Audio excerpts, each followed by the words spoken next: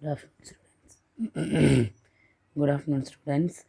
இன்னைக்கு 1857 revolt history 7th லெசனோட map பார்க்க போகிறோம். இது ஈஸியாக இருக்கும், ரொம்ப ரொம்ப ஃபன் க்ளூ. நல்லா கவனிச்சுக்கோங்க.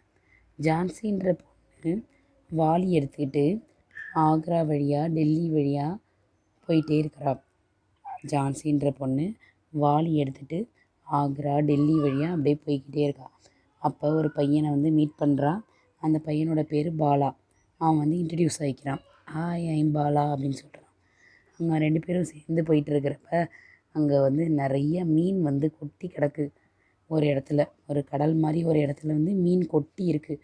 அந்த கொட்டி கிடக்கிற மீனை பார்த்த உடனே அப்பா ஒரு பேரலில் இதை எல்லாத்தையும் அள்ளிட்டு போயிட வேண்டியதான், லக்கு அடிச்சிருச்சுடா, நமக்கு போகிற வழியில் மீன் இவ்வளோ மீன் கிடைக்கும்னு நினைக்கவே இல்லை அப்படின்னு சொல்லி பேரலில் இது எல்லாத்தையும் அள்ளிட்டு அதை பார்த்ததுமே பூரிப்பாயிடுச்சு. அவங்களுக்கு கண்டதும் பூரிப்பாயிடுச்சு. அதுதான் கான்பூர்.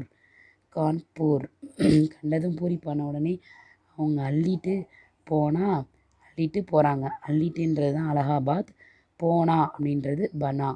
போகிறப்ப ஒரே ரஷ்ஷாக இருக்குது, மக்கள் எல்லாம் ஒரே கூட்டமாக இருக்குது.